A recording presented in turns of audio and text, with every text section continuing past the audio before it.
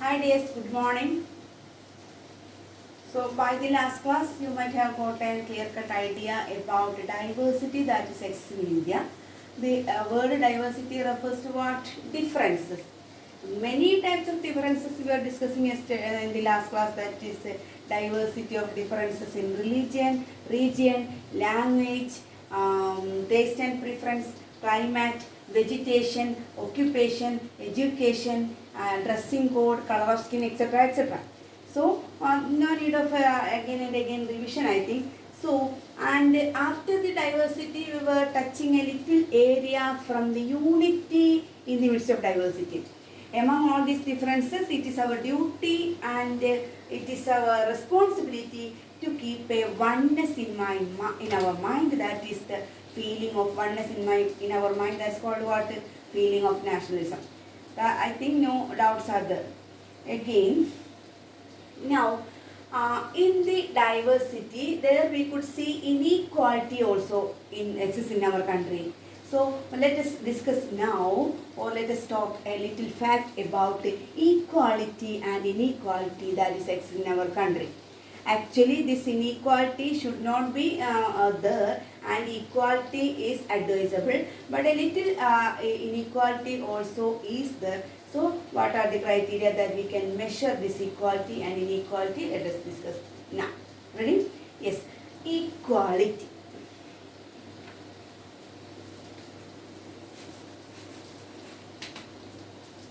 Yes, you know, equality. You might have heard of this word equal. Equality means keeping equals. Yes. Actually, as a nation, the meaning of an equality is that providing equal resources as well as opportunities. Providing equal resources as well as opportunities.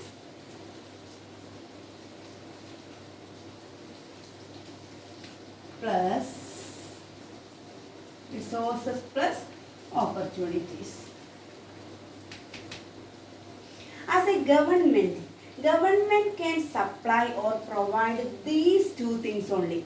That is equal resources for each and every person and equal opportunities for all. By getting these equal opportunities and resources, is our duty to develop us to come into the main strata of the society by utilizing or using what? Resources and the opportunities. So, equality means what? Providing equal opportunity and resources. Our duty is to utilize or use what?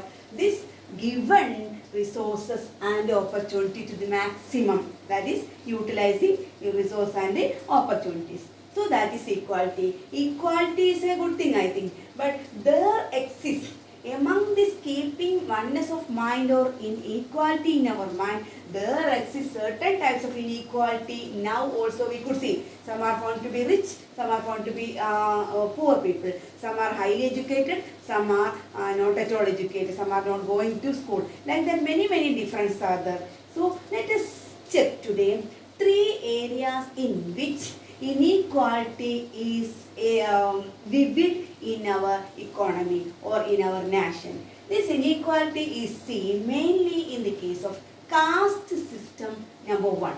The areas of inequality, number 1, caste system.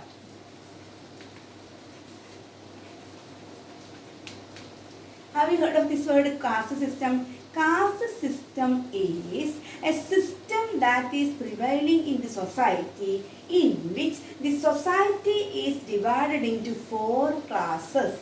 Society is divided into many classes on the basis of occupation and birth. On the basis of occupation and birth. In ancient India, among the Hindu society, the society was divided into 4 classes mainly. That you have to study in your history book also. Okay, which were the 4 classes that is found among the Hindus in that period? They were 2 classes were upper classes and 2 classes were lower classes. Upper classes were Brahmins and Kshatriyas. Upper classes were Brahmins and Kshatriyas. Lower classes were Vaishyas and Shudras. So Vaishyas and Shudras were coming in the lower strata of the society, and Brahmins and Kshatriyas were in the higher class. These higher class people always kept superiority complex in their attitude. They were always making use or over-exploiting this poor class of people. These poor or lower class people were actually workers. They were hard-working class. And the upper class were not at all working or hard-working. They were making use of the labor or this hard-working of this lower class of people. This system leads to what? Inequality in India. Caste system leads to what? Inequality in India. Another important inequality that is seen among Indians is that is on the base of wealth. Some are found to be rich and some are poor. Some are starving for food and some are wasting food, that we could see in our day-to-day life. So what is the criteria? It's called economic inequality or inequality on the base of wealth. Economic. Poor people are always hardworking and always they are suffering hardships. But rich people, they are lucky with all the conveniences or facilities of life. This also should be eradicated. This also an unwanted thing. So the government's duty is to eradicate or abolish what? Economic inequality. Another one is religious inequality. Religious inequality means differences in the case of or in the name of what? Religion. There are some Hindu believers, there are some Muslim believers, and except them all these, there are Christian believers, and Parsis are there, and Jaina believers are there, and Buddhists are there. Many religions are in our country. This is also a partiality, this is also a difference. So tell me the third inequality that is seen as vivid or apparent in our country, that is religious inequality, religion. So broadly we can classify the inequality that is seen mainly in our country are caste system and thereby inequality, economic inequality, that is inequality on the basis of wealth, and the next one it is religious inequality. Then in the last class we were discussing about Samir E.K. and Samir Dur. You might have heard of that. Do you remember? Yes, one Samir belong to a peculiar section of the society. On the other hand, the next Samir is belonging to the another division of the society. One is rich, one is poor, one is educated, one is not educated, one is a school boy, one is a newspaper boy, and one is coming from Uttar Pradesh, one is coming from Kerala, like that many different other. Can you tell me, dear children, which are the similarities among these two boys? Can you tell me one similarity? Yes, one is they are peer group. That I have told you in the last class. What's the meaning of peer group? Peer group means the same age. They are friends because they are almost in same age. And what's the next one? There are certain common festivals that can be celebrated among Hindus and Muslims, among Samir E.K. and Samir Dur. That means which are the common festivals? For example, national festivals. National festivals, which are very important national festivals of our country? Independence Day, Republic Day, and Gandhi Jayanti, like that. So these festivals can be celebrated equally among all Indians. There is no discrimination, no difference among Hindus or Muslims, among people who are living in Uttar Pradesh or Kerala, like that, no difference are there. So in the case of certain festivals and peer group like that, we could see many similarities also among all the people that are living among all the diversities of India. Okay, then let us come to learn a clear-cut idea about the diversity of India. You know, this historical factors and geographical factors also causes for this dissimilarities or diversities in India.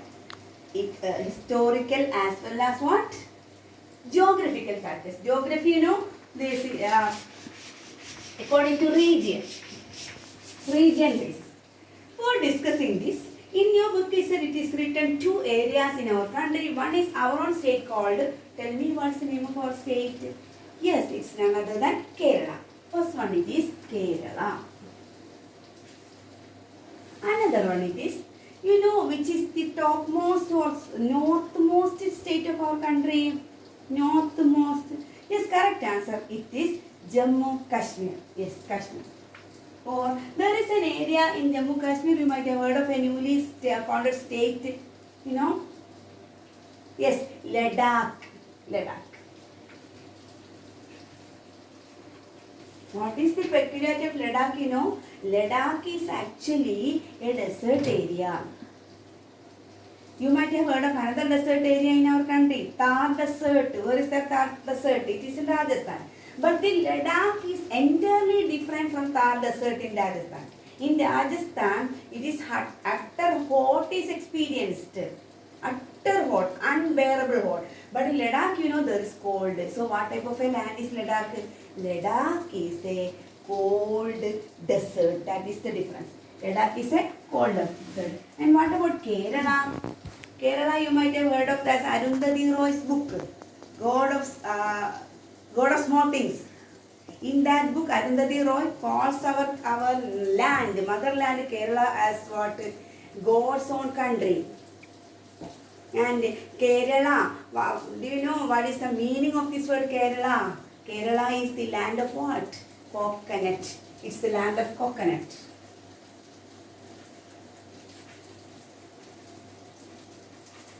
But Ladakh is what? Is a mountain area. And Kerala is completely covered. Kerala is a greenery state. Greeneries with beautiful sceneries. That means greenery. Yes. Complete greenery or full greenery we can see. Many types of plants and trees can be seen in Kerala. But what about this Ladakh is a mountain area, it's a desert area. There are scarce vegetation. Tell me that word is a new word I think to you. Scarce vegetation means the trees and plants are very scarce, very little. That's called what? Scarce vegetation.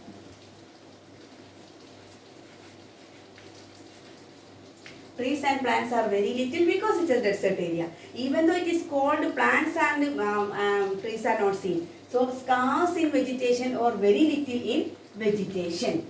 Okay, so that is another difference. Then let us come to another one, occupation of the people. That is related with this geographical condition, that means situation or location of the area. Kerala is situating in the coastal area, no? Kerala is a coastal land, means a sea is passing near Kerala. What is the name of that sea? Yes, it is Arabian Sea. So it's a, then in the south part also there is the Indian Ocean. Yes, after Kanyakumari.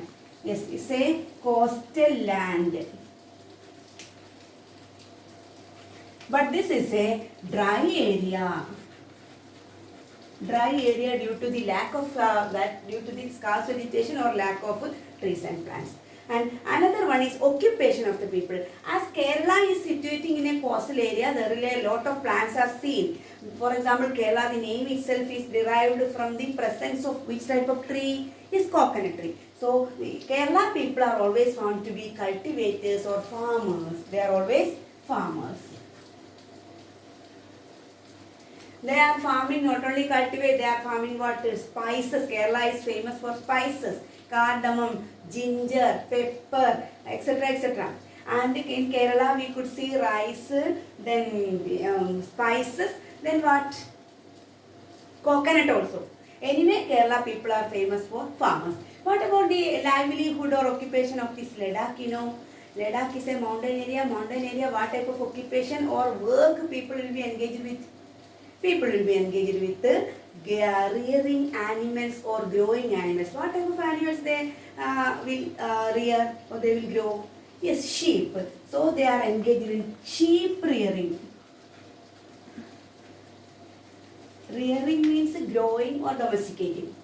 They are keeping this sheep for getting what all things?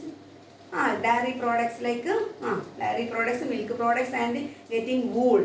Yes, milk, meat, like that, and getting wool also. These sheep which are going to the top of the mountain, that they will get what, soft wool. By using the soft wool, this Ladakh people are engaged in producing what, pashmina wool. You might have heard of this word, pashmina wool. It's a very soft type of wool that can be used for making pashmina shawl. It's world famous, very costly also, but the production is mainly in Ladakh people. By using which type of occupation? Sheep rearing. So these are the main differences. Another one, their eating habit also. In Kerala, what is the main food? Which is our main food? Is it noodles? No. What is the main food of Kerala? Yes, rice. Our main food is rice. What is their main food? Animal products. Yes, their main food will be animal products or wheat.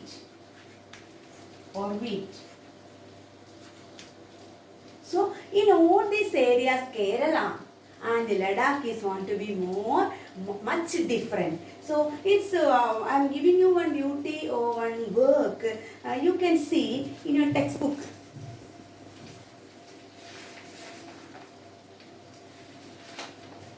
Page number, look here, page number 9 and 10.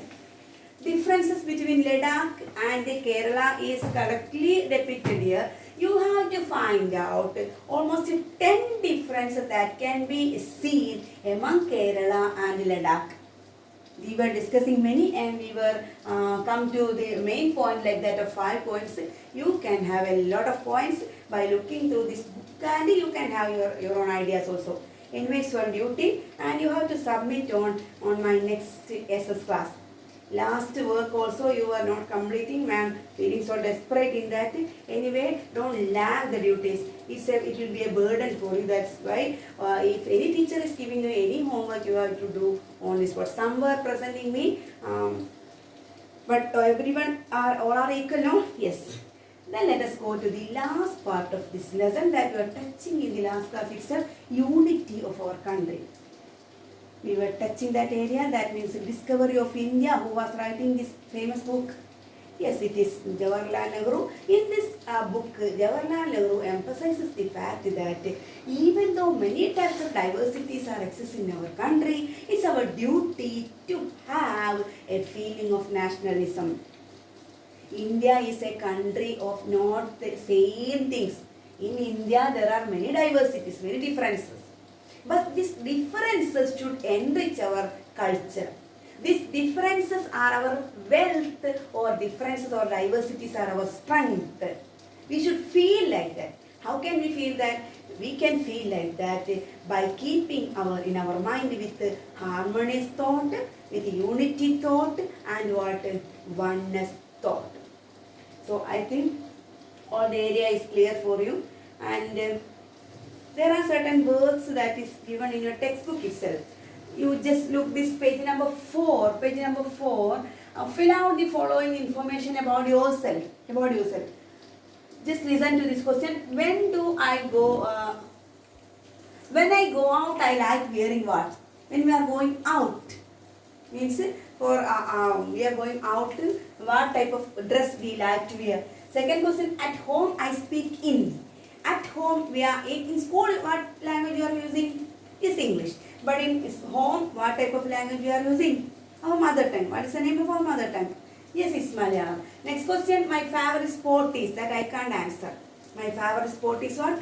That you can answer. And last one, I like reading books about. So, in each and every terms and conduct also, people are found to be different.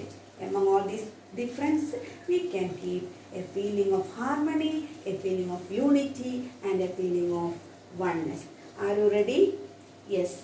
So what are the areas of inequality, and what are the difference between two areas? One is in the southwest part of our country, one is in the northmost part of our country. What are the differences like that? Everything is clear for you. If you have any doubts, we can clear.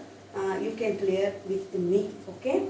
and thank you for hearing me and listening me. Thank you so much.